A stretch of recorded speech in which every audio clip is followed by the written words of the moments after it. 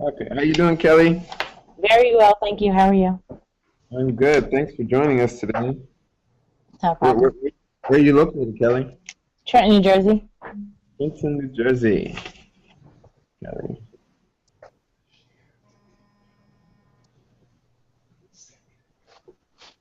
Dietrich, do we want to wait a bit, or are we going to go ahead? Okay, yeah, can we wait just a couple of seconds?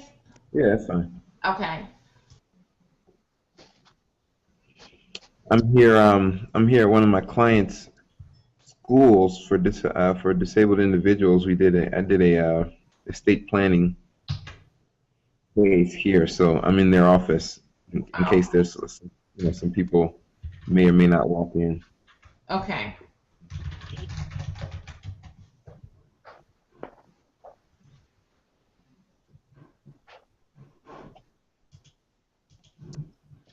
Kelly was right on time.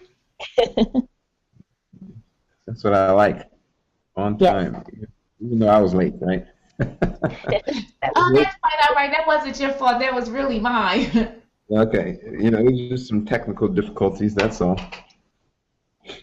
Mm. So, did you what's gotten you into putting these type of forums together?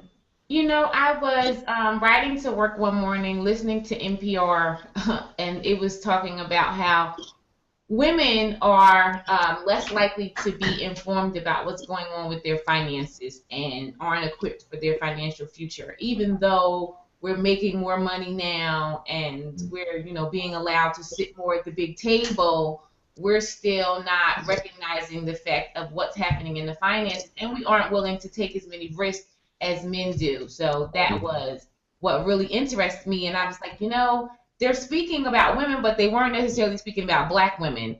And that's what wanted me Right. to reach out to my friends because I know no one is preparing us for our financial future. There are just Okay. questions that we don't know to ask. There are things that we just don't know. Okay. All right. How you doing, Eleanor? Hey, how are you? I'm good. I'm good. Thanks for joining us. Where are you located? I'm in Fife, Washington. I live on the West Coast.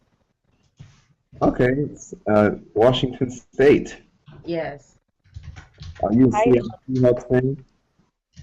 I'm sorry, I can barely, it's like echoing back and forth. Can you hear me now? Yeah, I can hear you a little better. Um, are you a Seattle Seahawks fan? No, I am not. I'm originally a Jersey girl, like Kelly and Fox. Okay, okay. Is everyone on the call going to be originally New Jersey? A lot of people probably will be from New Jersey. Okay. I know there may be feedback because we may be coming through each other's computers.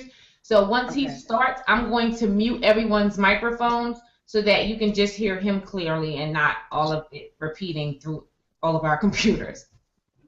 Okay. I'll make sure I handle that because that feedback can be a little crazy. Okay. So, Isaac, I know it's only three of us in the room at the moment. We're definitely going to try to make sure that the other individuals who thought it was at 10 realize that it's at 12. So, if you want to get started, you can go ahead and then I'll just jump on Facebook and the internet and try to get the other individuals linked in. Mhm. Well, we can wait till about 12:20. That's fine. Oh, okay, perfect. I don't. I'm good all the way up to about 2:30. Okay. Hang tight, ladies. I'm going to mute my mic. Kelly, what do you do? Well, I work for Board of Public Utilities, and I also own my own cleaning business. Okay. I just I'm try. See, I'm actually testing out a few cleaning services now. Oh, really? Atlanta cleaning service. Okay, and also, so you're a government employee also. Yeah. Okay. How are the pension plans out there? I know here in Atlanta, they're looking to they've had some reform on that. What's it looking like in New Jersey? That I really can't. I don't know. I have Yeah. no clue. And I think this is why I need to get involved in different things because Mhm. I have no clue about the pension. I have no clue about my retirement, things like that. You know, things that I should have known, I don't know. Mhm. You know. One thing that's a big issue for all the government funded pension programs is the fact that it's quite expensive.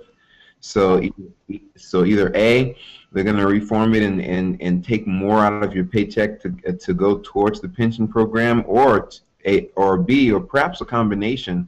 They're going to look to transition to a 401A program where it's like a 401k. You contribute, they match.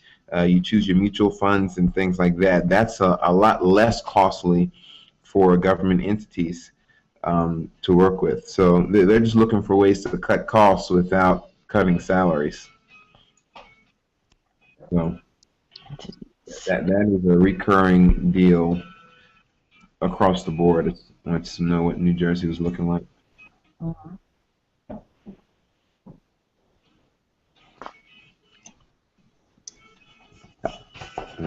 Government clean source employee.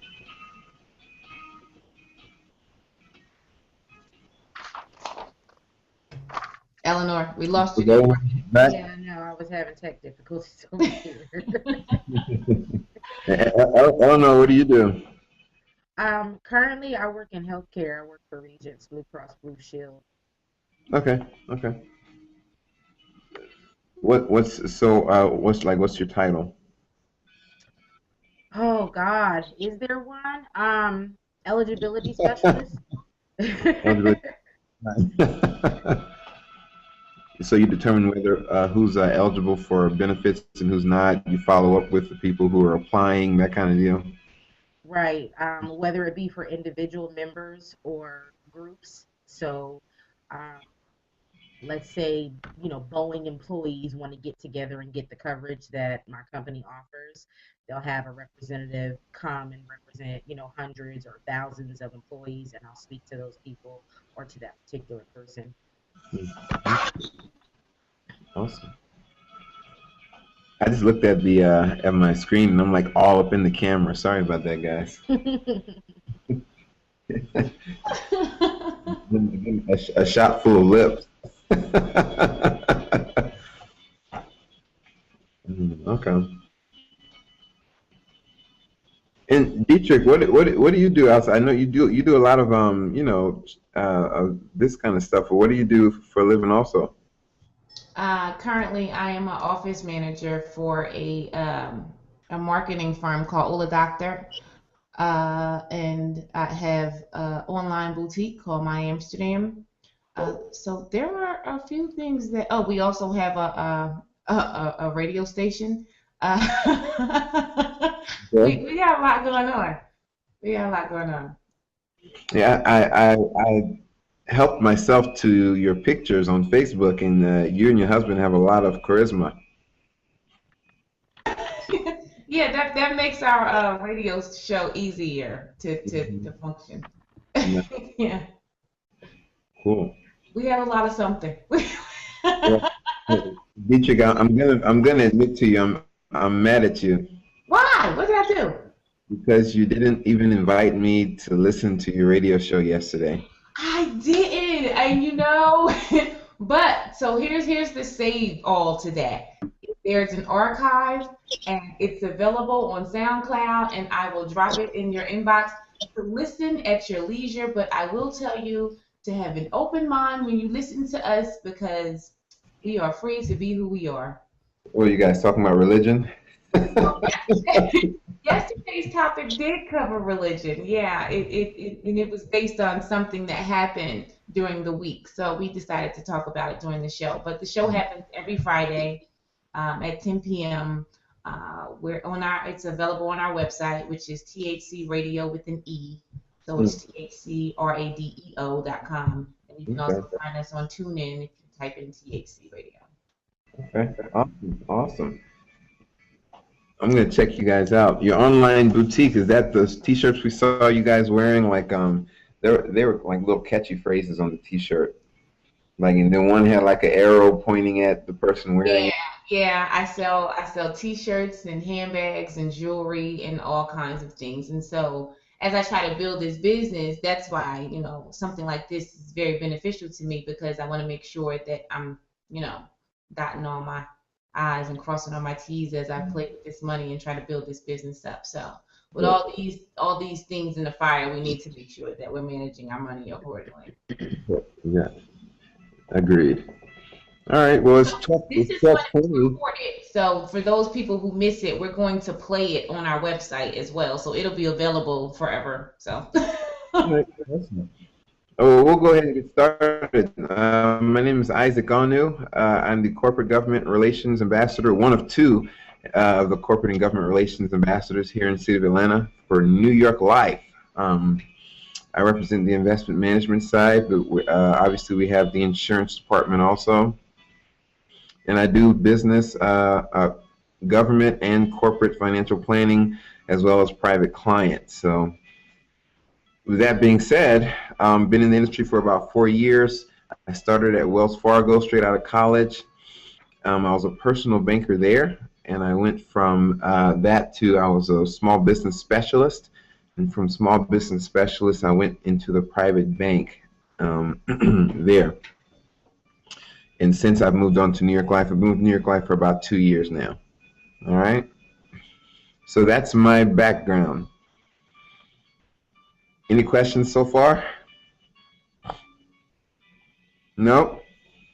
All right, let's get started. Whenever I sit down with my clients, I think the key thing that we need to acknowledge or understand is where wealth accumulation actually begins. And we're gonna make this back and forth type deal. Whenever you think about wealth accumulation, have you ever thought about what yield in your accounts or your investment accounts that you need to earn in order to start accumulating wealth? Has anybody ever given that thought? I'm sorry, I muted everyone's microphones. I'm sorry. I'll unmute. I'll Oh, unmute okay. so that they can talk to you. Okay. Okay. Let's do it. Let's do it. Let's do it forum style. So I'm not hogging the. If you let me hog the floor, I will, because that's what I do. I talk all day. All right. So, what do you think? What have you ever thought about what yield that would be? No. Well, the stat that you want to look at is inflation, right? Kelly? What is inflation to you? Hold on, because I think I've unmuted her mic, but for whatever reason, I still can't hear her. Okay, say something, Kelly.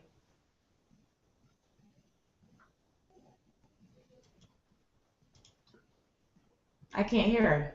I can't hear you. Maybe it's I don't know, with your earphone. I don't know. What happened? Is your earphone Eleanor? in the wrong hole in your computer? Because I can't hear you. Eleanor?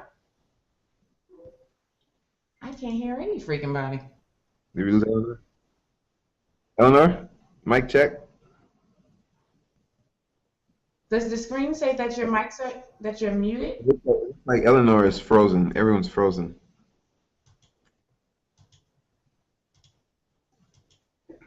Yeah, they shouldn't be muted. Eleanor, say something. I still can't hear her. Huh. Interesting. Okay, so you talk, we listen, and if they have any questions, I'll jump in this. I opened up the chat so that they can send me questions. Okay. Because I don't know what's happening and why they can't. Their mics aren't working. Okay, sounds good. Can everyone hear me? Just nod your head if you can hear me. Okay, all right, we got it. So if you have if you have any questions, I guess just send them to Dietrich in the chat. Yes, please. And we'll go from there. All right. So wealth accumulation. Whenever you're looking at whether or not am I yielding enough to actually be generating wealth? Well, you want to look at one stat and one stat alone, and that's inflation.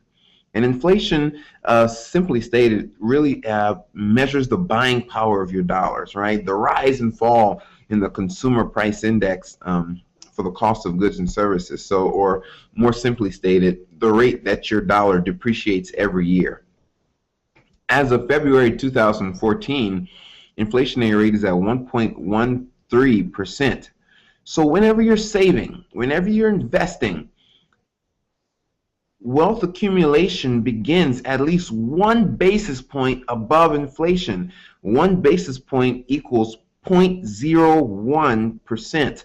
So if inflation is at 1.13, unless you're at 1.14 in your savings, in your investments, you are losing the long-term battle to inflation. So I guess now the proper question is, what is your personal savings yielding you? Right? When you go to a commercial bank, I mean, for New Jersey, I'm assuming Wells Fargo is, or Chase is big out there, right? So you go to Chase and open up a savings account. What are they giving you? 0.0 nothing, right? Interest rates in the economy are just above zero. And so whenever you're using commercial accounts like CDs, certificate of deposits, savings accounts issued by commercial banks, the interest rates are so low that they're only they're only useful for short-term liquidity.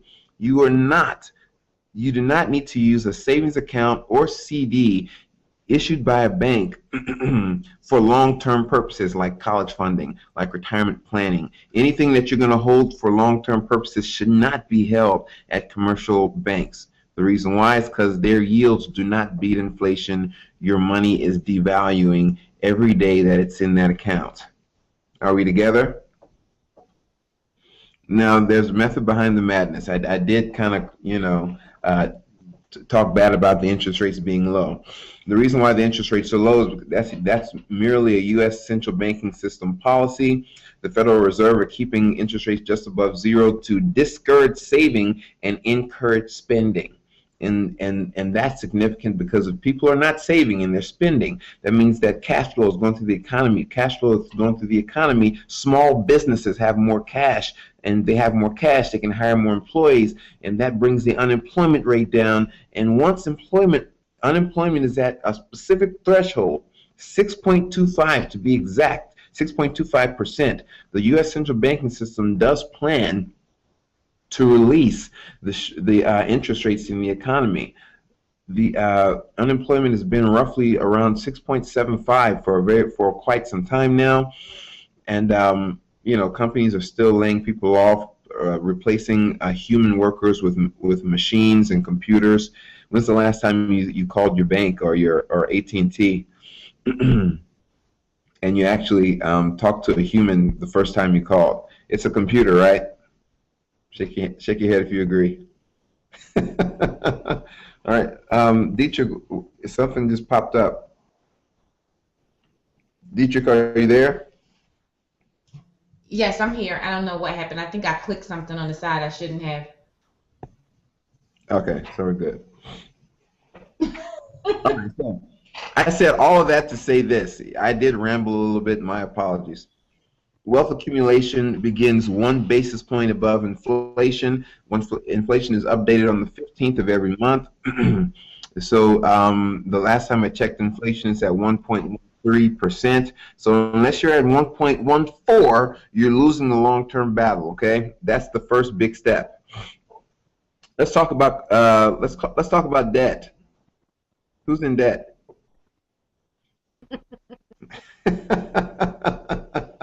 All right.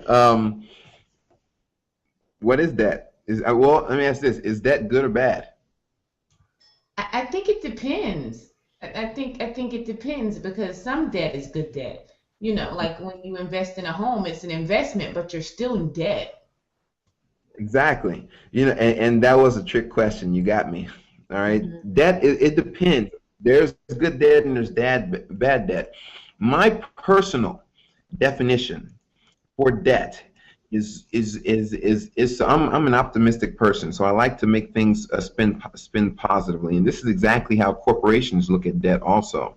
It's the opportunity to leverage third-party dollars, okay, to acquire income-generating assets with the intent that this income-generating asset will eliminate the debt and acquisition of the will be assumed of where you took for the asset you took the loan for. Does that make sense? Yes or no? A little bit. Yes or no? Like we're all Okay. nodding our head, like not really. So you're using third-party dollars to acquire an income-generating asset. So your house, okay, if you get a student loan, that degree is going to be an income-generating asset for the rest of your life. Okay. Now the question is, when you purchase, you get out a credit card and you purchase clothing and run it up on clothing. Is that an income generating asset, or is it a depreciating asset? And should you use credit to purchase it? The answer is probably no. So it's all, you know, debt is actually a positive notion. However, we have to use it effectively. We want to use debt, those third-party dollars, somebody lending money to us, to acquire an income-generating asset or an appreciating asset, like a house, like a business, you name it. Okay. Any questions on that? How do you feel about that? I'm good with that. Y'all good? Eleanor, you good with that? Eleanor, are you good with that? She's nodding yes. Hold on. I tried Okay. to I might. Can you hear me, Eleanor? Yeah, I can hear you. Yes, there you go. Because Eleanor is frozen on my screen, so that's okay. Let me. Kelly, are you good with that? Okay, awesome. Is this valuable so far? Okay. So we went through wealth accumulation, we went through debt. Okay. I guess the next question is, you know, should I be paying off debt? And then once I rid myself of debt, I'll start to retirement plan. Is that a recurring question that you hear? You hear a lot of people, I'm going to get out of debt, and then I'm going to start, you know, finding ways to start. Who agrees with that? But when do you ever get out of debt? Especially when your student loan is like 30 years, like your mortgage, and like never gonna go anywhere. So when is this thing that we're gonna get to enjoy life when we're there? I don't understand. Exactly. We have to understand one thing and one thing only. This European system called capitalism, this American economy, think about this. When you think of the American dream, think of an immigrant living in, I don't know, Nigeria, okay? And the recurring message is that America is the land of opportunity. You can come here, do whatever you want to be or do. Okay, so if you want to be a doctor, guess what? We're going to give you the money to accomplish that goal. If you want to just come and start a family, buy a house, a car, have and a dog, right? Guess what? Financial institutions once again are going to be trumping themselves to give you the money to do that. What does that sound like? Debt. The government is in debt.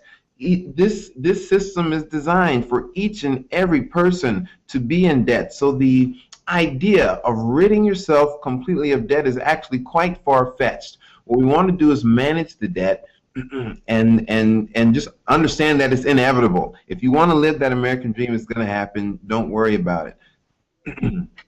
All right, you know, the government's in debt right now. Do we know how the government issues their debt?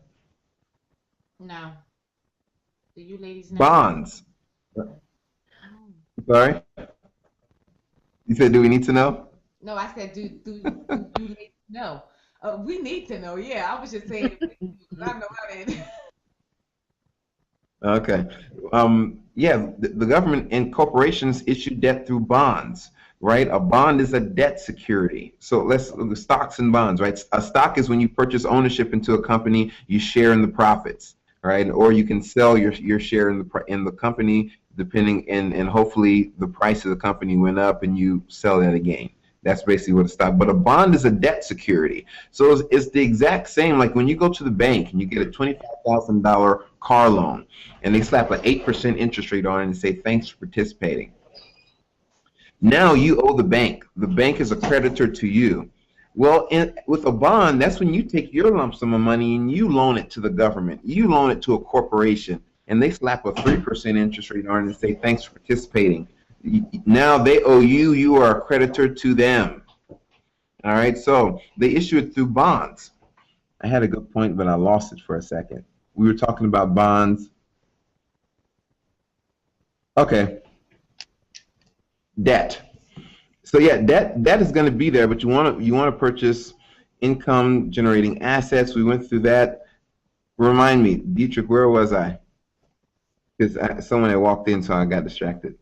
We were talking about how the government deals with their debt. Oh, so the fact that they buy bonds to deal with their debt, and none of us knew exactly what that was all about. So that's where Yes. we were. Yes, indeed. So the government issues debt through bonds.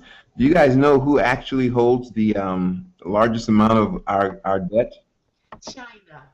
China, right? They actually hold the third most debt from us, right behind the U.S. central banking system and also the Social Security Trust Fund. Right after them, China. Boom. So think about that. In the event China says we want to liquidate these bonds and sell them off, billions of dollars of American dollars are going to go back into the market. So if that happens, okay, what's going to happen to this is macroeconomics. When supply goes up of the American dollars, what goes down? Demand. And if demand goes down, price goes down. So if they liquidate these bonds, the American dollar is going to be worthless. And in turn, inflation will skyrocket. Okay, so we have to understand, and I said that's a little sidebar, but international economies actually do affect our own economy. And when it comes to wealth accumulation, last thing China to do is liquidate those bonds. All right, so let's get to retirement planning accounts. So wait, I have a question. Mm-hmm. So we should actually be paying attention to what's going on internationally and how it's affecting the dollar, the U.S. dollar. So when Europe is going through their financial issues and people in the United States or black young people, black women, whoever, aren't really paying attention because we feel as though it doesn't affect us, it is affecting us. It is affecting us as long as even though it's an international market, we're all intertwined because we all trade together, we all loan and borrow from each other, no matter what. So, in the event they are liquidating the debts, the debts that we hold for them, that's just increasing the amount of dollars that's in the marketplace. And if that increases, that's going to send the value down, which in turn sends inflation up. And the last thing we want is for inflation to be over 2%. Because as long as it's around 2%, the U.S. central banking system is confident that that signifies future economic stability. But once we're over 2% and get into the 4 or 5% range, we should get worried. Did that answer your question? Yes. Yes. Okay, so wealth accumulation begins 1 basis point above inflation, right? Debt is a good thing. We just have to use it wisely. We want to try and use it for acquiring appreciating assets instead of depreciating assets. The only depreciating asset that you probably have to buy with credit are vehicles. As soon as you drive it off the lot, it just lost like $5,000. $5,000. So what should we do when we purchase something that, well, because a lot of people don't know the difference between what an appreciating asset is and what a depreciating asset is. So if I buy a home, it's an appreciating asset. Is that the case because I can pull money out of it to do something with it? Or if I do that, am I putting myself further in a hole? Like, should my house be something I can leverage to get additional items if necessary? Yes, indeed. Let's say you purchase your home for $200,000, okay, and let's say the neighborhood was 20% occupied. Well, let's say that the price of homes went down in your neighborhood, and now it's 80% occupied. The value of your home goes up depending on occupancy. So if you, or let's say you do some home improvement and it goes up, so now your house is worth $250,000. You can actually go to the bank and actually take out that equity on in the form of a line of credit and just have it there for emergency situations. Okay, or you can look to sell the house and downgrade. You know, if in the event it's time you send your kids off to college. Okay, and now you don't need a 4-bedroom home. You just need a 2-bedroom home because that's not a huge, size of house is not a big deal to you anymore. If your home is $250,000, it may be a good opportunity for you to look to sell that home, realize the appreciation by selling it, and putting that towards a retirement plan for yourself while downgrading. Does that make sense, guys? Yeah, I've seen that done before. Like I've seen people who and they still owe on the home that they have, but they've been able to, I guess, over the years because they did, upkeep to the home, that they've been Hmm. able to pull money out of it and then Hmm. or sell it and be able to walk away with enough to acquire something else. Hmm. But what about the individual who, okay, say I purchased the house. I don't know Hmm. anything about being a homeowner. No one taught me how. I just purchased a home because I've somehow convinced myself this is the American dream, right? And so that's where I am, and I don't know anything about upkeep in this house. And now my kids are gone, and I recognize the fact that I probably should downgrade. But I can't sell the house because I haven't been doing any improvement, so I'm kind of stuck in a hole. How does that work? Okay, so you haven't done any improvement to the house and you want to sell it. Well, that's when you call your agent and they can look at different ways, or you can look at refinancing that deal. You can refinance the house right now. So if your rate is over 4.25%, you can easily right now refinance that home and lower your monthly payment. If you know that deal. But if you're looking to sell and you still owe on the house.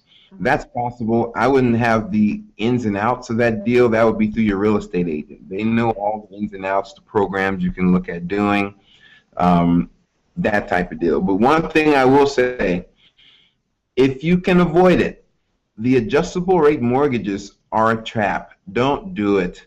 They're crap, all right? They are the single reason why the 2008 happened, Yeah, I okay? had a girlfriend who had an adjustable rate and mortgage, and what happened was her mortgage was like $1,100 or something like that. Very Hmm. manageable. It was fine. She had a 3-bedroom house, 3 bath, 3.5 bath, beautiful home. Which is And an amazing price for that. yeah, so somewhere down the line, this thing bounced up to like $1,900, Mhm. and she couldn't afford it. And she said it was because of the adjusting, and she figured that she would be able to refinance the house before it kicked in. But then what happened with the economy happened, and she couldn't. Like Mhm. so, and that was the same thing with me because when I purchased my home, my interest rate was really high, and I figured I get in now while I can, no money down, grab the house, and then I will refinance the house. And it turned out that it didn't work out that way. One second, Dietrich. She's going to see the building over there. Okay, all right. I'm I here thought she doing. wanted to see it. Yeah, well, I can't. I'm doing a Okay. conference right now. Get past that stuff, okay? You gonna call it- Sorry about it, guys. That's okay. Okay, I told you I was at the I was here at this school. So Uh-huh. That's fine. okay, I am my sincere apologies. Could you say that one more time for me? Well, it happened to me because I purchased a house with a very high interest rate, thinking I would be able to refinance the home, in a couple, at least within a year, I figured I would be able to manage the high mortgage payment for a little bit and then refinance it so that I would be more comfortable. And then life happened. The Hmm. economy changed. I lost my job. There were all these elements that completely Hmm. changed the dynamics of it. And here I am with this super high mortgage still that I have to figure out how to pay. So thank goodness we're current now, but it was hard. It was hard to get to that place because of a decision thinking that I would be able to refinance this home. Yeah, and that's what one of the selling points when they talk about the the rates and also the adjustable rate mortgages and any mortgage you get, they always sell you on the option to refinance. But here's what the reality of it is.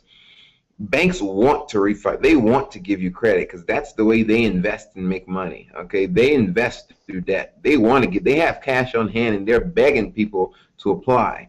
All right. The only problem is in order to refi, the selling rate from the U.S. central banking system has to be at a lower rate than what your mortgage is. Okay, and so for instance, if you're over 4.25% interest rate today, the bank can't wait for you to walk into the door so they can roll the red carpet out and say, let's refi. Okay.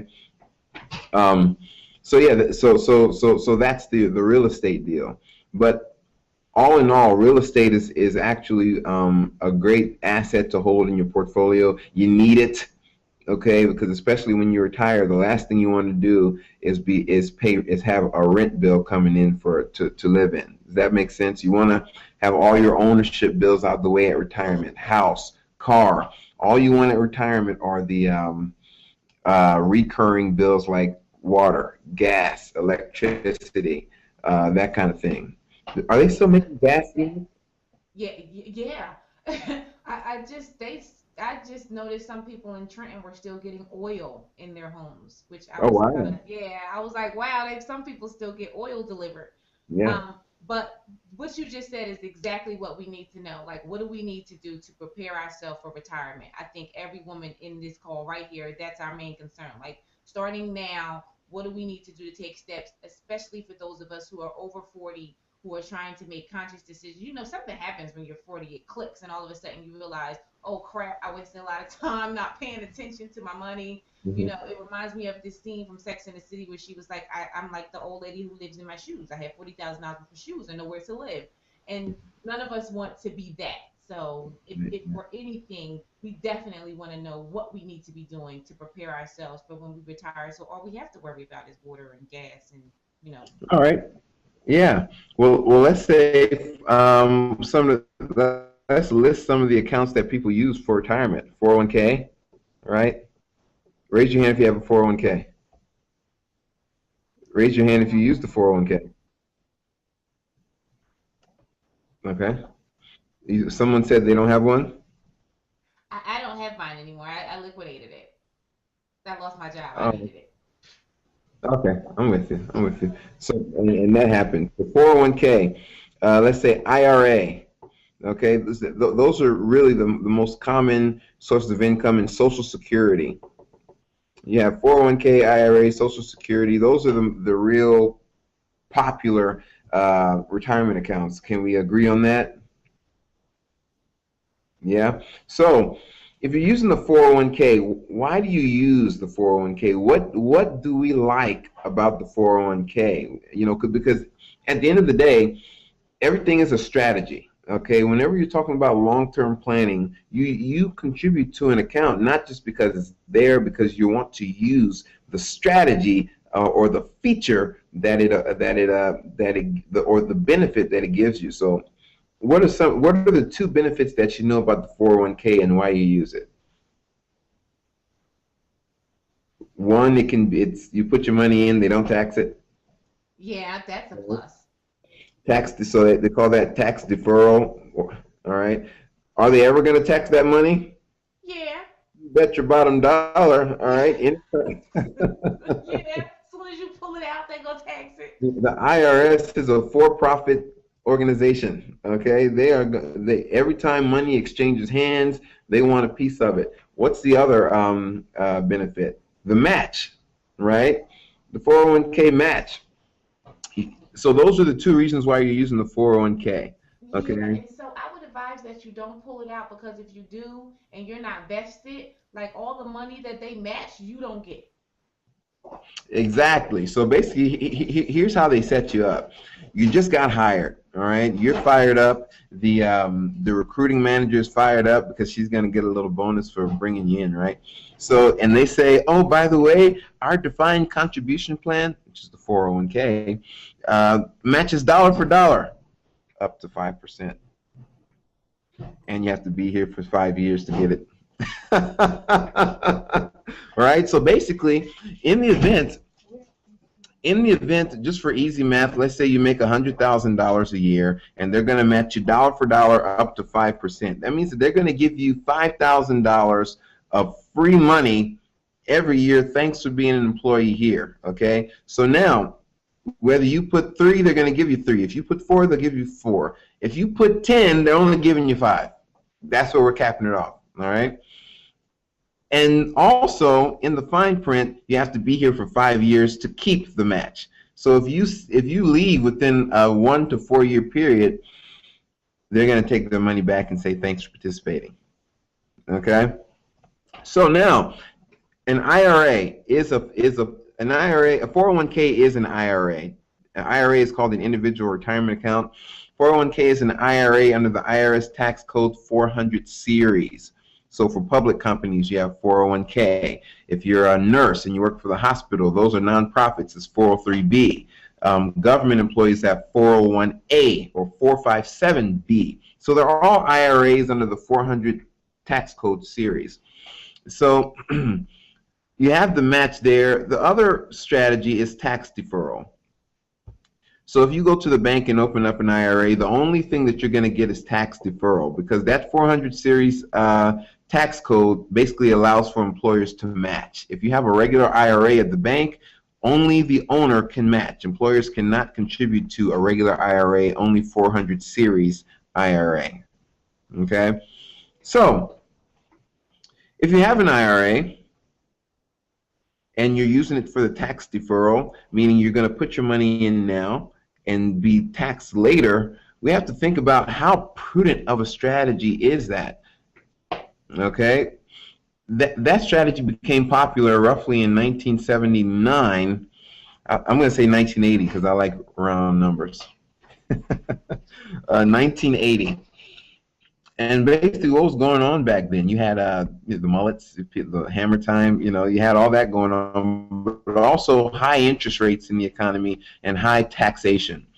All right, I think today, for the federal tax bracket, if you're in the top tax bracket, you make $405,000 a year and you're taxed at 39.6%. In 1980, wild guess, Dietrich, since I can hear you, what do you think that tax bracket was in 1980? I don't think if you're in the top tax bracket for instance. I don't think you were getting taxed at 38 point something. Maybe I don't know. I don't know. 70%. How much? 70. Wow. And if you don't believe me, Google it. Okay. Google is a friend. Can you imagine the hate letters that people were sending to the government? Screw you, give me my money, So, but basically, these tax brackets are marginal. They're marginal. So that doesn't mean, like at that time, the highest income was if you get taxed at 70% marginally if you make over, I think, $210,000 a year. Check me on that, Dietrich. So that means that every dollar over 210,000, you owe 70 cents. Today, every dollar you earn over 405,000, you owe 40 cents. Okay, to the government. So basically, in 1980, taxation was high. So what do? We hired some Republicans. And that's when Reagan came in, and he wanted to beat down taxes and trickle down effect. And Republicans give tax breaks to the wealthy. So, and under that Republican promise, he said that we're going to systematically decrease taxes over time. Okay, so what did employers and financial advisors do? Well, under that Republican promise, let's use tax deferral strategies for long-term planning. Okay, so we put our money in 1980. Skip the 70% tax. 30 years later, which happens to be today, you pay 39.6. The plan worked. Okay, you skip one tax bracket, and now you're paying lower taxes. Basically, you maximize your income, minimize taxes. The query at hand is how prudent of a strategy is tax deferral in today's economic environment? The answer is it depends. How many feels like taxes are going? How many of you feel like taxes are going down? Show of hands. How many people feel like taxes are going up? Yeah. Taxes are going, we owe China billions of dollars. I mean, how many people think Social Security is going to be there? Yeah, I mean, I'm an optimist. I'm an optimist, all right? I have to admit it. I think it's going to be there. Kelly, I see you over there, all right? I'm an optimist. I think it's going to be there. They increased the payrolls, Social Security payroll tax by, I think, by 2%. And also, they extended the standard retirement age to age 67. Okay, it's for anyone born after 1958. So with those two adjustments, theoretically, that is supposed to extend the Social Security Trust Fund for another 75 years. So I think it's going to be there, but the question is how much. Okay. But we know, you know, the government. Basically, we know, I said all that to say this, the government needs cash flow. It needs to give itself a raise. There's two ways that it can give itself a raise. One, they can expand the monetary supply, which is printing more money, or they can tax us more aggressively. Okay, they don't want to print more money. That's going to send inflation through the roof. Remember, increased supply, lower demand, value goes down. We don't need that. So what are they? They're going to tax us. They already started via the fiscal cliff. They've taken away tax deductions and tax credits. They've put in additional taxes for investment income. They're trying their best not to increase the federal taxation, income taxation brackets, but it's actually inevitable, in my opinion. So the query stands: is tax deferral a prudent strategy in today's economic environment? Heck no. Heck no. Why? Because you're going to skip the lowest tax environment. Since we agree on that, you're skipping the lowest tax environment to potentially pay a higher tax at retirement. Whose retirement plan is that? It's the IRS's. Okay. So how are we prepping them for their retirement and they're jipping us on ours? You know, that's the system. You know, it's, you know. For instance, it's funny because in your 401k you can put 17,500 in a Roth IRA. You can only contribute 5,500. A Roth IRA means that you're going to pay your tax now, so you don't have to pay it later. So you pay your tax now and then put it into the IRA. So when you're retiring, you don't pay tax. So, but in that Roth, you can only contribute 5,500 annually, whereas 401k you put 17,500. You see where this is going? All right, so basically, you want to use the 401k for the match. You want to take that match as free money. Take it, run, do not look back. Okay, so if they're matching you 5%, you contribute 5%. If they're matching you 5 and you give 10, well, that extra 5% that you're putting is subject to higher taxation potentially. Are we together? So now we want to tax diversify our assets. Okay, we want to tax diversify them. So using your 401k, you contribute up to the match. Take it, run, never look back. Now we want to look at Roth alternatives. That word R-O-T-H, Roth, that is a fancy way of saying after tax, meaning I pay my tax now and then I'm going to invest. Okay, so are we taking notes? I'm going to give you your options right here. Okay, you do Roth IRA. Have we heard of the Roth IRA? Show of hands. Okay. You have stocks, bonds, and mutual funds. Okay, that's on an after-tax basis. You have bank accounts, and then you also have 7702. What's 7702? 7702 is a upgraded form of life insurance. 7702 is the IRS tax code for customized whole life insurance. How many people have life insurance? How many people have it through the employer? How many people don't have it outside the employer? Good. Good. Okay. And I only know that that's a good idea because I had it with the employer, and then once you lose your job, you're kind of stuck. So Exactly. You don't own it. The employer owns it. So once you leave, you're walking around uninsured, which is not a good deal. Okay?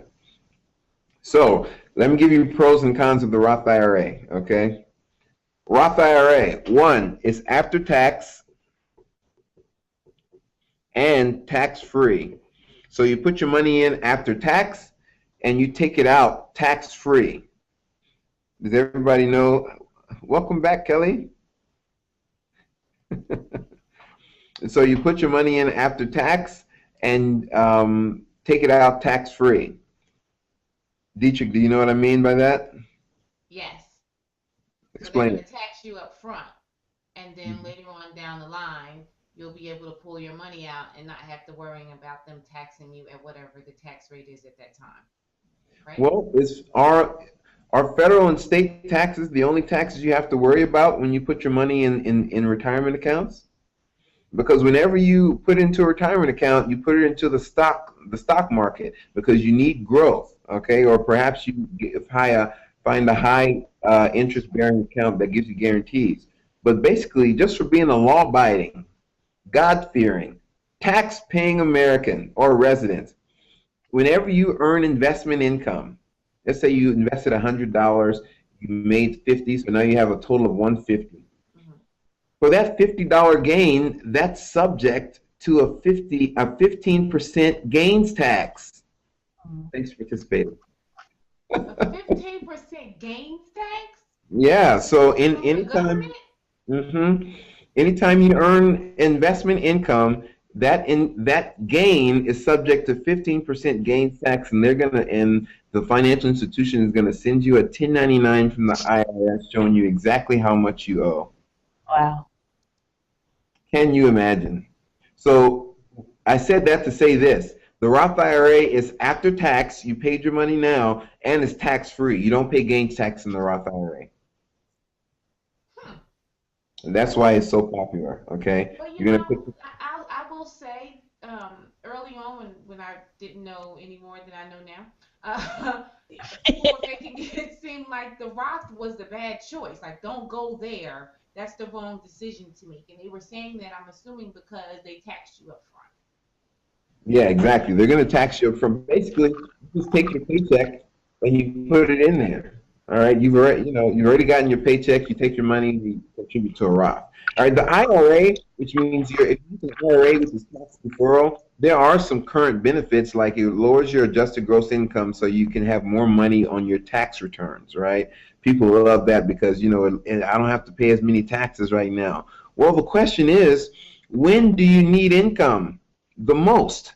Do you need it now or when you reach age 70? At age 70, most people are tired. That's when you need the income. So at this point, since we know that taxes are rising, is income now via a tax return more important than tax-free income later in life? Well, And that's the question I'm you going have to to have to ask. say, for me, and I can't speak for everyone else, but for me, I always come to the term of, yeah, it's more important now because I need my money now. Like, I always feel like I'm stretching, trying to make things meet now. So me thinking about what I'm going to need at 70 is like, because I'm poor now. Like, how do I get past that mentality? Like, because I know I want to have something to save when I'm 70, but at the same time, like, One second. Okay, can you, I'm muting his mic, y'all. He don't know it yet. Eleanor muted her own mic. I can't hear you. I was like, Eleanor muted her own mic. Can you hear me now? Yeah, I can hear you now. Like, look, you muted it again. okay. All There right. you go. There you go. Okay. Thank you. Okay, Dietrich. So you said that you need the income now. Go ahead. Yeah. My brokenness calls for me to need the money now. Mm-hmm. Well, What you want to do is use the IRA strategically, and that's what I do with my clients. So basically, if we were able to put $10,000 in there right now, and you can descend in tax brackets, then we will do that. But we do have to understand that if we know taxes, let's say today most people are in the 25% tax bracket. If you're within 34,000 to $85,000 of income a year, that's 25% taxation on your assets. So let's say 25 years from now when we're retiring, that 25% tax bracket is now 34. Okay. Are you saying that you skip the 25% to pay the 34 because you needed the money? Because right now you have the option, you have the energy to start new online boutique, online radio show, do things that are income generating activities. The question is, will you have that type of energy or health or whatever at age 70? The answer is possibly. And even though it's tough to look that far ahead, my job is to help you look that far ahead and make sound decisions. Okay, see, and this to me, that's why it's so important to talk to someone who's a financial planner or a financial advisor, because over the years I've convinced myself that, like, I could be dead in 5 years, so I don't have time to worry about that. And I need that income tax money when it comes because I have to pay off such and such. We're so accustomed to living in debt. Now, We yes. try to structure something so that, okay, by the time I'm 65, I know I'll have this and the house will be paid off. That all seems like someone else's life, not ours. Like, Mhm. realistically, most black people I know are seriously living paycheck to paycheck. So Yep. to come to me and say, I need you to put 10% aside, or I need you to contribute to that 401 and do the 5% match, they're looking at you like, I can't afford that. Like, I Mhm. can't do it. And so we do set ourselves up sometimes for failure, but it's not intentional because we're trying to survive in the present. You know what I Mhm. mean? I'm with you. And I've been, and I know exactly what you're talking. I was in college once. You know, um, you know, my answer to that, there's a difference between in demographics and opportunities, and also one thing that's prevalent is that wages have been stagnant since 1970. The cost of living is rising. I Right. mean, Obamacare is a rise in cost of living for most people. Forcing everyone to have full coverage health care.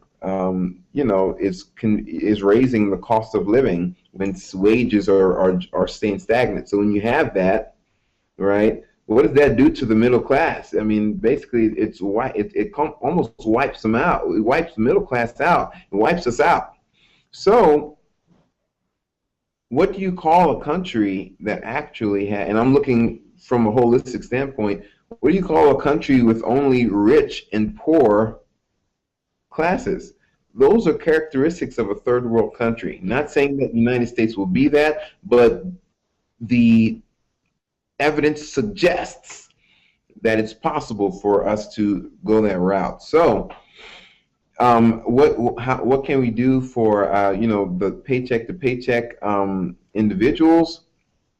That's a tough question. The only thing that you can do is downgrade your style of living. If you, in the event that you are living above your means or right at your means, I mean, it's time to perhaps eating a slice of humble pie is the only way that we can kind of change that scenario and have you plan for the future. Like, even having Outside of that, someone even having someone sit down and say you have to start to budget what you do with your money, because as soon as we get a little extra, and this is what I noticed in myself and my friends, so you get a new job or you get a raise, immediately we look for the materialistic things that we want. We don't think I'm gonna take that extra money and put it to the side. And yeah. I've used this and here's something personal for me. I went through a bankruptcy, and they were taking an amount of money out of my check every pay, right? And so it Hmm. was like 133 some odd dollars every pay. So when you add that up out the month, that's a significant amount of money missing every month. But I adjusted my life so that I wouldn't miss that 133 a week, right? There you go. So one, and the bankruptcy bankruptcy was supposedly 5 years, and I paid it off in 3. But at the end of that 3 years, what I should have done was continue to put that 133 a week aside that I didn't miss. I immediately was like, "Whoa, I got extra money, so now I'm gonna go buy me that big screen TV I want." Mhm. I was looking at that car over there. I can pay Mhm. now because now I got an extra $200 or so. I can put that towards a payment, and like that's immediately where your mind goes. It doesn't go, "Let me put this money in a CD or a Roth or Yeah. let it sit," and then Yeah. maybe because if I'm not missing it, then I'm not missing it. And so Mhm. what I did do one time that helped me save money was I put money in a credit union that was far away, so that I would have to drive a significant distance to get that money. Strategy. I didn't get a Met card or ATM card for it, and I had money come out of my paycheck every week to go into that account. That Mhm. helped me. So what I will say is if I'm saving, so that in the time or instance when something bad happens, I'll have some money to the side. It was definitely that, because I got into a crunch and was like, "I need some money," and I was like, "Oh, I have that account," and that account that I had completely forgot about. It was too far for me to drive, or out of laziness, I wouldn't go. Um, it helped me when I needed it, and I think that that's what savings is supposed to be about. Like kind of what people did with their jewelry a long time ago. Like they invested in jewelry, so when times got hard, they can go and pawn the jewelry or something. Mhm. But I think that was, it's different because like you were talking about opportunities, and the way of thinking and how we manage money is different, because money is different to us than it would be for someone who makes $150,000 a year or $200,000 a year. I had a conversation with my boss once, and she said, when the market changed, we lost like $400,000. I just don't know what to do. And I could have just smacked her because I was like, $400,000. What you're crying about is what we experience every week. And so our realities are different. And it's not like Mhm. we want to mimic what someone who makes $200,000 is doing, but we do want to learn how to function in a world where within our means, where we'll be able to have something, if we die early, that's something we can leave for our children, or if we did leave, live to be elderly, that we will be well taken care of. Like these are the conversations that we're not having because we really just aren't money savvy. Well, let me give you a few concepts that you should chew on. For instance, I had a Jewish client. I rolled over his old 401k. Hmm. Okay, and now I manage his old four his and it's an IRA now. So I rolled that over, and then he said, "Hey, we have a family project, and I want to bring my 3 other brothers, and I want to pitch a concept to you." So I said, "Okay, yeah, shoot." And we met about a month later, and they brought their 69-year-old father in. Hmm. Okay, what we did was purchase $1 million life insurance policy on the father, and the 4 brothers split the premiums. Okay, Okay. so now, and the beneficiary is not a person. The beneficiary was a living, breathing piece of paper, a trust. Okay, a trust, and this trust is the beneficiary. So once the father reaches life expectancy, $1 million goes into the trust, and they call this trust the rolling educational fund. Okay, so now when their children and grandchildren are looking for higher education, college, whatever, they will go on and knock on the door of the trust and say, "I need to borrow $50,000." Okay, the trust spits out 50,000. The catch is they have to write an IOU.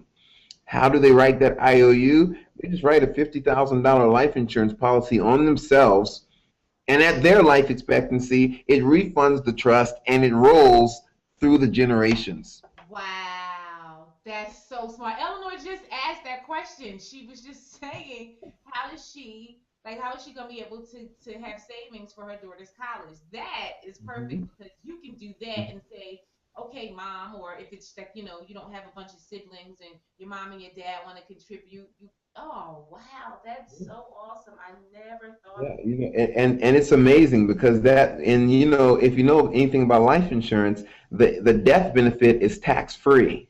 Yeah.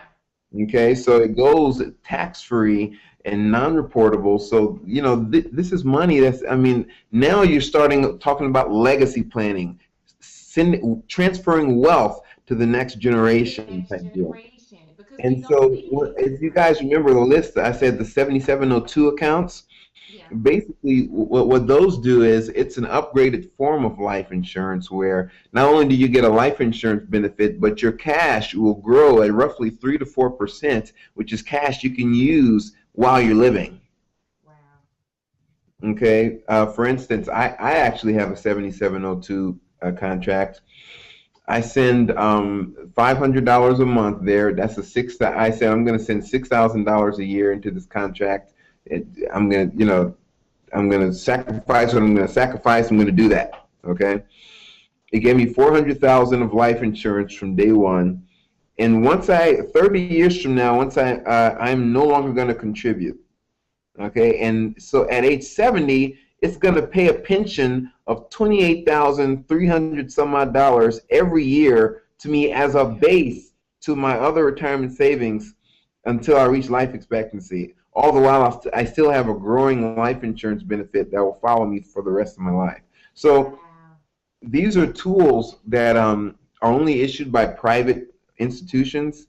So you're not going to go to the bank and get a 7702 account. You have to go to a private, either a life insurance company or a private mutual financial institution to do so. Wow. That Okay. is so smart. Oh, that's so smart. So minimally, if you're looking for a college funding tool for your kids, and let's say in order to do 7702, you need at least $100 a month to get in. Okay. But if $100 a month is steep, and you may have to make some adjustments that you're not ready to do right now. Minimally, you should look at doing a term life contract. So basically, you purchase 100,000. It should be roughly $10 to $20 depending on health monthly, and you can have the beneficiary a uniform transfer to a minor account. So in the event, Eleanor, that you want college funding options for your kid, in the event that you're not here to supplement her costs and deal with the net expenses that perhaps financial aid or scholarships are not able to provide. If you reach life expectancy too soon, there's a huge $100,000 benefit just sitting there to help her through college and perhaps start a business when she gets out. These are things. This is a tool that's actually underused in the minority demographics like Hispanics and African Americans. Using life insurance to it's misunderstood. Using life insurance to your advantage. Most people think of term life, say I'm paying to send money to my beneficiaries and they're gonna get rich off me. It's not about that. Okay, it's not about that. You need to dictate. You can dictate exactly how those funds are used. So if you have a uniform transfer to a minor account, those funds will be there and your child cannot access it until 18 years of age. Or if you establish a trust, you sit down with your attorney and you say, hey, if this benefit goes in there, whenever my kid earns $50,000 a year, I wanted to send a $10,000 bonus to him. You can create those types of deals, and you can do that. It's all about getting with the people who can make that happen. Seriously, like I just got excited because these are available to us that I had no idea. Like I just got my son is 16, and so he's considering what to do once he graduates next year, and like I'm immediately scared because I know I didn't prepare the way I should have for him, Mhm. you know. And so this is great. Yeah, at this point for a 16-year-old, what you're gonna it's gonna be financial aid. Okay, he's gonna use a lot of financial aid, and what you can consider doing. Uh, is he going to college or is he considering military? No, he actually wants to go into culinary, and Okay. so he was thinking universities that also offer that, and so he wants the whole college experience. So Mhm. now he's looking at colleges that offer that. Because some of them it's One really thing that is also not common knowledge is that you don't have to go to a 4-year college and get bachelor, master, all that stuff. You can go and get a trade, okay? And people are making buku dollars. My mom went and got a 2-year degree as an EEG technologist. Basically, she's one of the people that put the strobes on type of patient's head in the hospital to monitor for brain seizures, mm-hmm. okay? With her, she's been doing it for roughly 8 years now. She makes $90,000 a year. Okay. So you see where I'm going with that? You know, the college experience. First off, college experience. The tuition is increased. The inflation for college tuition is roughly 8%. Oh, it's so high. It's so high. Okay, so that means that with 8% inflation, that means that the college cost for tuition will double. Every 10 years roughly at 8% inflation is going to double every 10 years. Are we ready for that? Once again, we said wages are stagnant. All right, no, companies are not giving their employees raises. Cost of living is rising. So when you have that, we don't have disposable income. So now we have to look at every option, whether it's military, whether it's trade school, whether it's, and trade schools can get you a darn good job. I'm just throwing it out there. Very true. Trust me. And I hope my mom doesn't mind me disclosing her something. Tell your mom that that allowed us to make some decisions in the household that changed some lives. She'll be fine. Yeah, yeah. I mean, you can even, as far as there's so many opportunities. You can, for instance, if you're an entrepreneurial spirit, you can go and be a property and casualty insurance agent. Okay, those in order to do that, there's no masters or anything, but there are some people if you're good at talking people, they're making six figures. Why? Because they're not, they build their business. You can do that. Dietrich, I see you. I mean, you're a people person. You can knock that out. I think I that should you're be that so you're rich. capable. I should be so freaking rich. Just Yeah. just because. So there's options out there, But yeah, the best way to do it, if you want to start building wealth in your family, how many people have family reunions? Any family? I haven't had a family reunion in a long time. Okay, Kelly, you have a family reunion. Bringing this idea to, let's say, a group of 10 people and say, on the eldest person, why don't we purchase $1 million contract and split it 10 ways? All right. That way, I mean, that should be pretty, depending on the age, let's say $1 million policy on a 70-year-old could be something like $1,000 a month. I'm just throwing it out there. Okay. Splitting it 10 ways, that's $100. Right. Okay, and now you have a way to transfer wealth to the next generation. Let's say you're all beneficiaries, you all get 110% each. That's 100,000 coming to your account. And here's the thing: it's not you taking advantage of someone or getting rich. Or no, basically, there's two things that we have to look forward to. One, taxes. We can't get rid of that. Two, we're gonna die. And we will. All right. So that's just part of it. The least we can do is plan for it. Hmm. Okay. And so these are ideas that I think we should take to our families so they can understand how to use life insurance as a tool. I mean, the majority demographics, they eat the life insurance concepts up. They're standing in line. Whenever I sit down with majority clients, Jews, Caucasian, you name it. All right, it's a family event. They come in, bring the whole family, say, okay, we're going to do this on you. But we have to understand in the minority demographics how these contracts work, how they can benefit you not only when you reach life expectancy, but right now. Eleanor has some questions, but she just stepped away. So as soon as she comes back, I'll let her ask her question. Okay. Oh man, this Any questions for me from Kelly? No, Are I'm you, listening. are I'm you good. Yes. fired up talking about it? Like you guys are taking this where I'm taking. I'm gonna need a debriefing after this, lady, so that I can make sure that my notes match your notes. We went from retirement planning to wealth transference. I want Right. everybody to know that. You know, Eleanor, I can't hear Eleanor. hear you. Nope, still can't hear you. She did something to her microphone.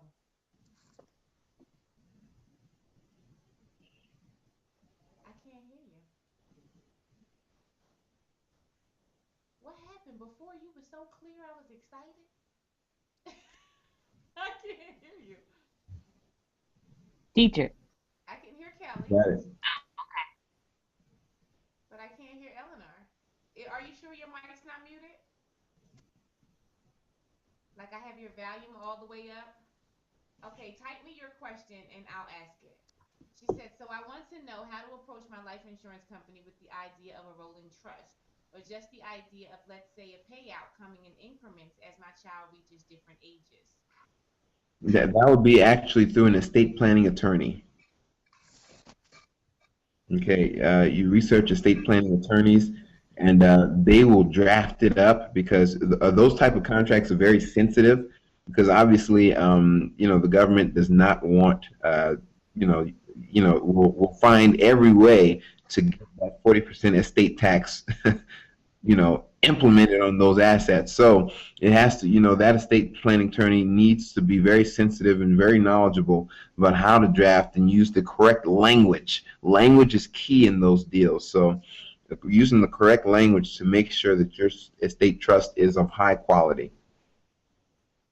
Hmm. Did that answer your question? Who's your life insurance company, Eleanor?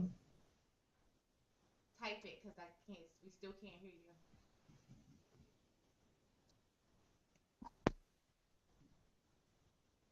She's typing.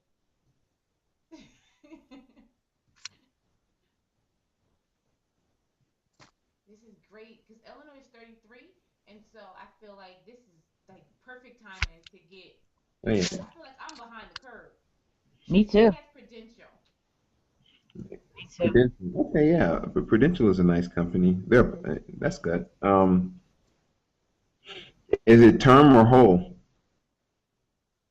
Eleanor. Oh, she's talking. Kelly, what about you? Is term, which one is better, term or whole? Because I heard so many different things about term is, and you can die at 16 and then your policy over, and or you know what I mean, like different things I'm hearing. So which one is better for some of Um, it, my children? it really depends on a lot of things. One, it could be the economic environment. So term was really popular once again in 1980 because you had high interest rates. So basically, people said, don't buy permanent, you know, like term and whole life insurance will give you a life insurance benefit, and then the cash will accumulate in there at roughly 3 to 4% yield. Okay, well in 1980 you can go and get a guaranteed CD for upwards of 8%. The Treasury bonds were at 10%. So people said buy term and invest the difference. Okay, because term was cheap. So because they felt like you can get better yield on your assets outside of whole life insurance. Well, today, since interest rates are just above zero, whole life insurance is where you want to be, because the truth be told, term life insurance is exactly how insurance departments of financial institutions get rich. Okay, let's say you bought a 10-year term for $250,000. All that means is that they are promising, guaranteeing that for 10 years you will have a level premium. But after that 10th year, the premium is guaranteed to triple or quadruple. And every year after that, it's going to continue to increase. Okay, so so it's like going to the store. I've been buying the same pack of ground turkey for $5 the last 10 years. I came back on the 11th year, and now you're charging me $25 for what I no. I'm going to ask them, who do you think you are? I'm not, and I'm never going to buy it again. And what are you going to do with that life insurance contract? You're going to say, I'm not paying for that. Forget it. And what did the insurance department do? They pocketed all 10 years of your premiums. Okay. So you want permanent. The whole life insurance basically says that you are going to pay the same premium for the rest of your life.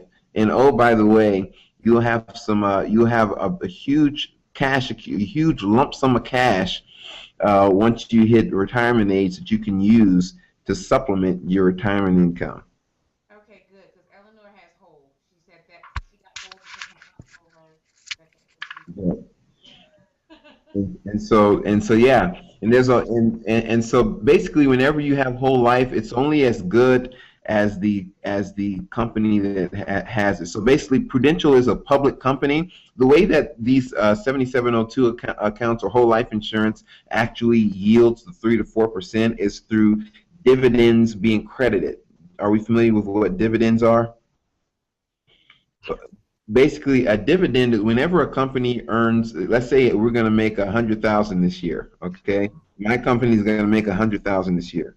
Well, if we make 120,000, that means that we earned a surplus over our benchmark profit, right? So with that being the case, we pay dividends either if we're a public company, we pay it to stockholders. If we're a private company, we pay it to the people who do business with us. Since Prudential is a public company, whenever they earn a surplus, they send dividends to their stockholders. Okay, and if we know, and I said that to say this: these whole life insurance are only as lucrative as the dividends going inside of it. So if Prudential is public, that means that you're not getting dividends. It is the stockholders. So whenever you buy a whole life insurance contract, you probably, if you want it to be there for retirement and you want to maximize the income coming in, you want private financial institutions doing it, because that way, private and mutual, that way you're going to have dividends credited into your whole life insurance that's going to create that 3 to 4% yield. If not, all they're going to do, there's still going to be cash accumulation in the Prudential one, but it's just your cash. There's not much. There's little to no gains inside those contracts. Okay. This is awesome. Eleanor, did that answer your question? Kelly? I understand. I'm good. Okay. So that's my spiel on term. For my clients, I say, look, term life is cheap, and we love it because it's cheap, but we're only going to use it for timed debt. Okay, right. Like a house, have a $200,000 mortgage. Okay, a 20-year, $200,000. We're going to get a 20-year, $200,000 term just to cover that mortgage. Why? Because it's cheap. All right, we'll do that. We want to use it strategically, but you don't want to get it just because it's cheap. The cheaper it is, the cheaper it is, the harder it's going to be. Whenever you're shopping around and you're looking for a company, a life insurance company, the cheaper the premiums usually means that the harder it's going to be to actually collect the benefit. Okay? That's the reality. Same thing with car insurance. The cheaper your car insurance, the more hassle it's going to be to actually get them to pay a benefit. Right. We know that, okay? And that's where you get the horror stories, because there's a lot of smaller companies issuing life insurance and car insurance, anything insurance related. But you have to look at the financial strength of these companies, and usually they have lower premiums to lure you in, to attract business. But when it's time to pay, they may or may not have the assets on hand or be prepared to, fork out the assets that they promised. Because all these are promises to pay. There's no real, federal government contract, no nothing. It's all it is a promise to pay. So you want to be with the most reputable, the most financially strong companies when it comes to insurance. Very good. Okay, that's my highest advice. All right, so do you want to go back to the retirement accounts, or you want to ask more about life insurance? Or are we done? Are we done, ladies? I don't think we're done. What do you guys want to know? I can do this all day. What questions do you have? Like, what do you want to know specifically? Eleanor, you know I can't hear you. You have to type to me. I don't know what happened to your sound. Um, What you retirement. saying, Kelly? I'm going. No, not really. I mean, I'm listening. I'm hearing. I have to go down and actually apply for my IRA because things have to be switched over from when I had my state job before. So it's so many different things that I don't know, but I don't know what questions to ask because I don't know. You know So what I mean? so basically, you have the you switch jobs and you have an old 401k. I had no idea about. That I had no idea, like money left over, and they had to transfer it. And Yeah, yeah. Basically, what you need to do is, whenever you leave a job, is no longer participating in their investment program usually. So now it's like sitting there earning 0.0 nothing, right? And it's not beating inflation. So usually you'll get with an advisor like myself, and we'll roll over your assets back into the market, and you'll have more control over the investment options because you can log on, you can choose them, you have a direct person to talk to. Yeah, I do that all the Let's time. just be honest and say, like when you go to a job and you get the 401k, so you kind of really look at these things and you're trying to make a wise decision on what stocks to get, what bonds to invest in. You're kind of guessing because you have no idea. Like we have no idea. So The, yeah, like you can Google it. That's my husband's favorite line, Google it. So you do a lot of trying to figure out what will earn the best because you can't, depending on how old you are, depends on how aggressive you want to be, right? So hmm younger people like Eleanor can take more risk than I would since I'm 41 and she's 33. She would be able to possibly recoup a little bit more than I would based on the way we see life. Seriously, a person could die tomorrow and you just never know. However, my point is, like, we get these 401ks and we just go with the flow, and then they send a statement, and you're like, oh, I got a little extra money. That's cute. It's doing something, and you feel like you're playing the market, right? right. And then it ends, and the job ends. Maybe you leave, or you were terminated, whatever the case is, and it's time to roll it over. That's when the whole process becomes so intimidating because you don't know where to begin, who to look to, what am I supposed to do, like what questions do I ask, or do I just call someone up and say, hey, I'm trying to roll over my IRA? And I'm sure it's probably just as simple as that. Hey, I got a 401k, I need to roll over. Tell me what I need to do. hmm But so many of us are hesitant because we don't want to appear stupid when right, you had this thing for 7, 8, 9 years and you didn't know what to do in case you lost your job, like that's what happens. Like even in the money that I've invested in life insurance companies in jobs, and then you walk away from the job, whether you resign or find a better job, like you just lost that money. Like you lost it. my question is, I have another Can you question. guys Like, hear me now? Yeah. Yes. Okay. oh I'm gonna God, my tell you battery. what it is. My computer is very, very old. Okay. So yeah, it works in its own time is what it is. Okay. It I takes do a have. really long time for it to think. Am I Mhm. here? Oh, okay. Okay.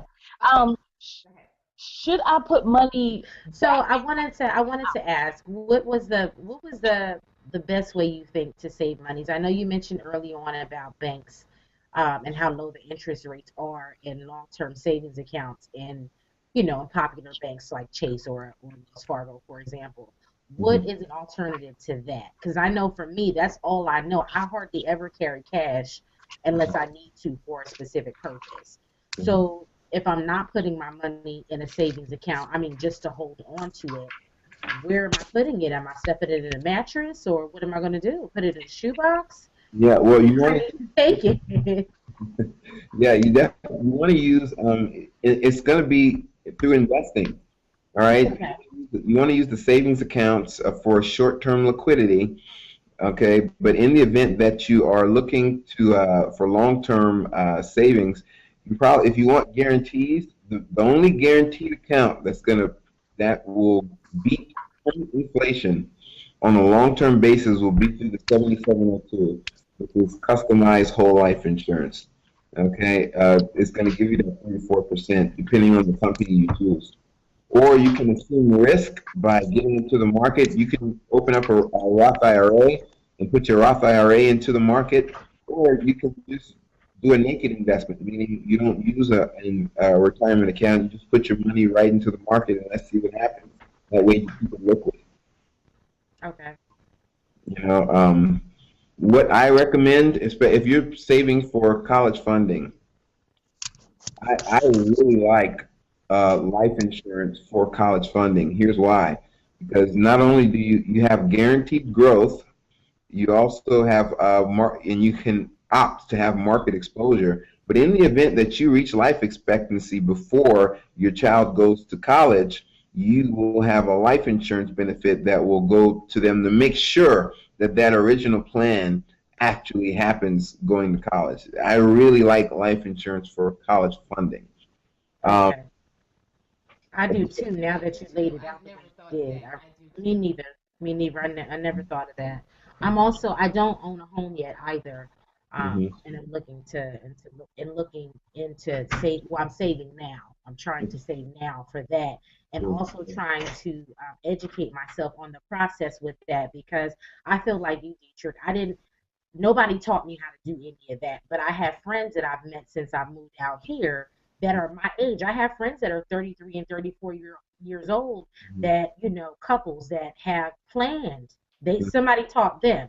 I have friends that are, they own multiple properties outside of the home that they live in and are raising their families in. They have retirement plans, they have Roth accounts, they have all these other things Yep. going on. Hmm. So, that's something that I've wanted for myself, but again, no education, not knowing even where to begin, not even knowing what questions to ask. Right, right. Yeah. So, so that's kind of where I am now. Yeah. Can I ask you a question? Dietrich? Yeah, can I ask you a question? Yeah, sure. So, like how you would get a insurance policy and everyone would chip in, would that be wise to do? Like to say if you wanted to get some investment properties, would that be something also like to to help build a foundation or something for the future? Like if you had a core group, of, I'm sure there's some issues on the back end, like what if your friendship falls out or whatever the case, but family members even that you can invest in properties and that can also be used for money to dig into or pull money out of. Would that be something that would be wise also? Yeah, no doubt about it. You just have to divvy up, it has to be in writing because, this is when, there's a lot of family law that that can Yeah. come out of that. But you have to put in writing exactly the percentages that each person is putting in and what they're going to reap. So in the event that you actually perhaps flip the house and purchase it and then fix it up and resell it, the percentages are according to what you have documented. And or if you hold the property and just find a tenant, right, who's paying your rent, that those percentages should have to stay.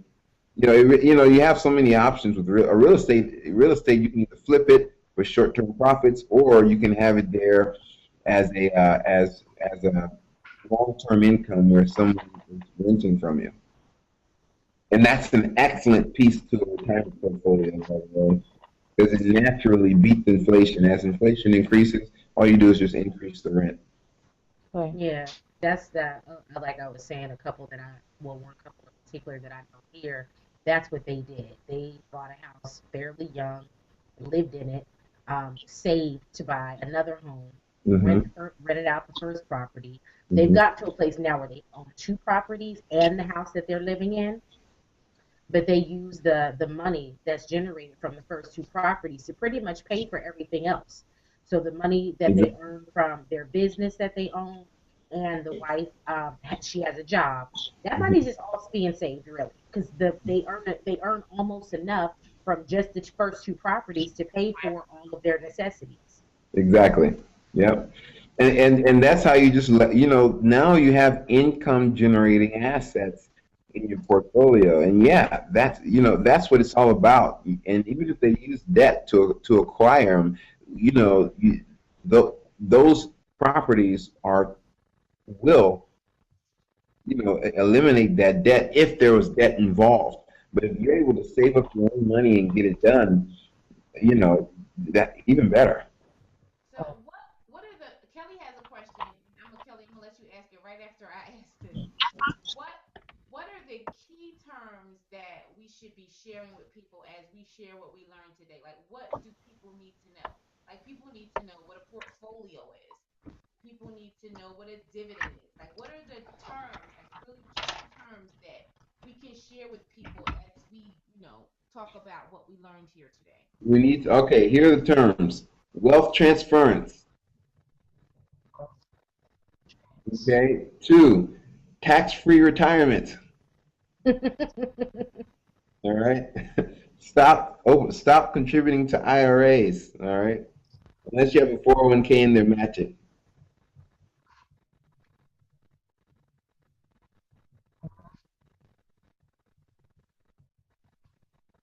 Okay, so we have wealth transference, tax-free retirement. Also, it's prudent, it's valuable for us to let people know there are the options to, but they don't have to, you know, look at 4-year degrees, especially for parents who may or may not have college savings. A trade can, a 2-year trade can be just as profitable, if not more profitable, because I know a lot of college students that are jobless right now. But I know a lot of people who have a trade and they go right into work after getting that trade license. Very true.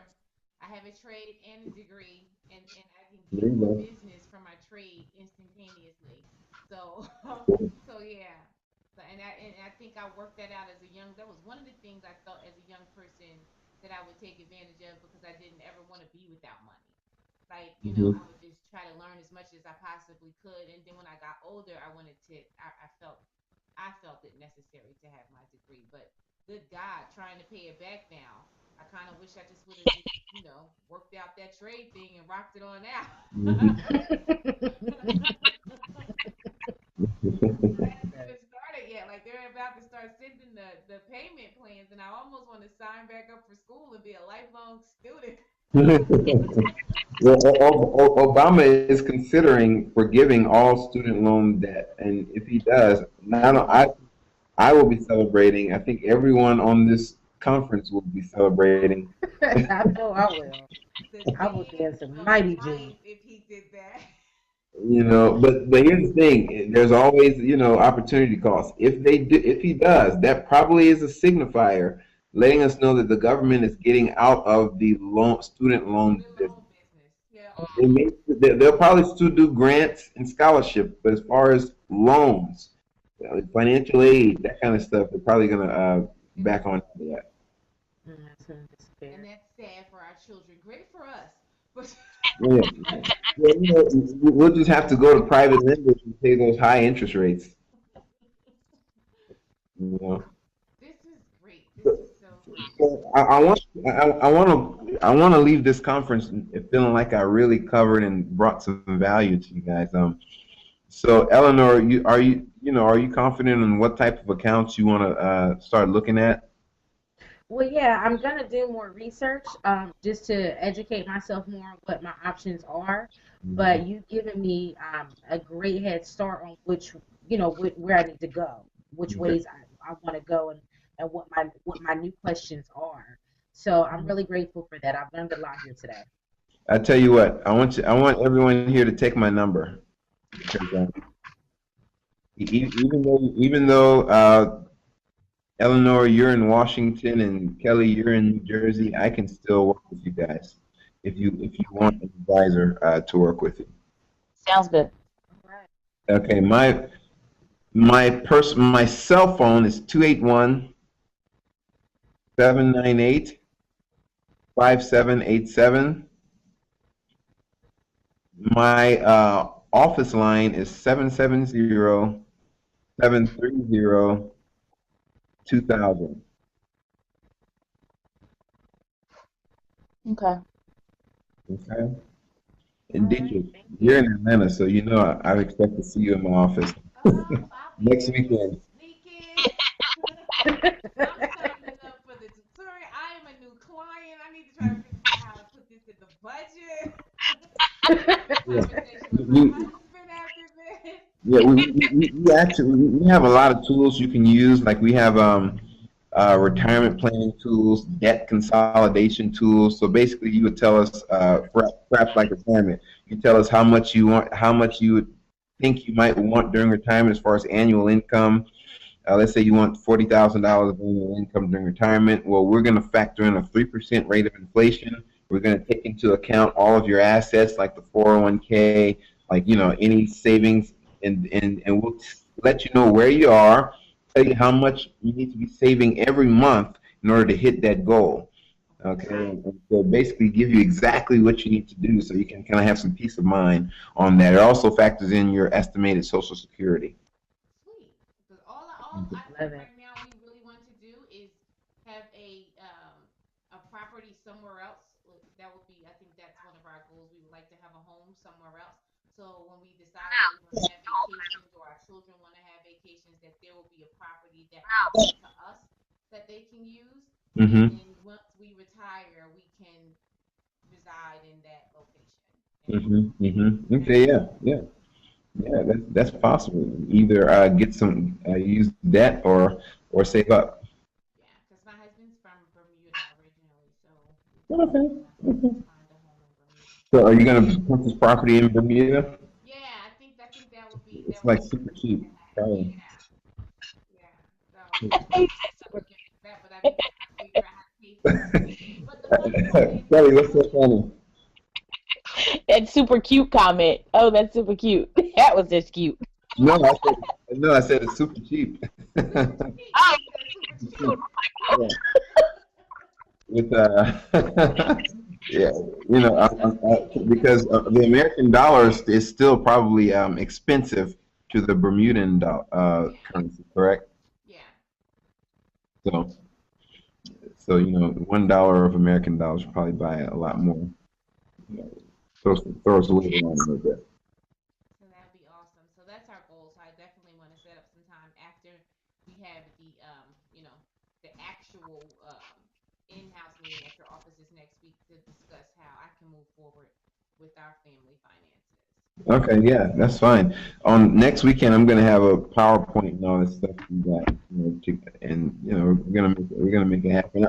Kelly and Eleanor, I wish you guys were in Atlanta so you guys can get the full effect. I know. I've visited there several times. I was there just a few months ago, as a matter of fact. Yeah. Yeah, I have other friends there, and I have my siblings, two of my youngest siblings. Okay. They lived back and forth there, so I've been there a lot of times visiting. Well, I'll share those with you guys, of course, when I come back. Because Yeah. I'm sure it'll be a lot more structured, and there'll be some information that we possibly didn't have a chance to touch on today. So I'll definitely share it with you guys. And So wants to have it because there were some additional people whose schedule changed and weren't able to make it at the 12 o'clock time slot. Mm-hmm. okay. So thank you so Well, much. maybe we can. Appreciate it. Okay. No, what you were going to say, Eleanor? I was gonna say maybe we could make these sessions something like once a month or something like that, where we can get together and have these kinds of talks and work out our questions and everything ahead of time. And get I'm open. that way. Sounds good. Sweet. I'm almost certain that throughout these conversations, he'll probably get a lot of clients because we all want assistance, and so Right. it will be beneficial. Well, I think the most important thing is, because there's a lot of advisors that charge fees. Just to walk in, sit in the chair and fee. I don't. With me, and advisors charging fees has opened up a new market for things like E-Trade, and everything is talking about lower fees. Don't forget your advisor. Let's do here. So. And I have a vested interest in young professionals, and which all three of you are today. So I'm open, and it's going to be cost free every time. Well, Thank you for that. I appreciate it. Appreciate it. If you guys don't have any more questions, I'm gonna let Isaac go. Let's high five, guys. Everybody.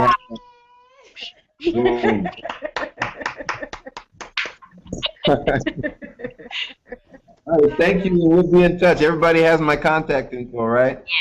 Thank you Yes. so much. Okay, awesome. All right. Thanks, ladies. All right. Bye-bye, guys. All right.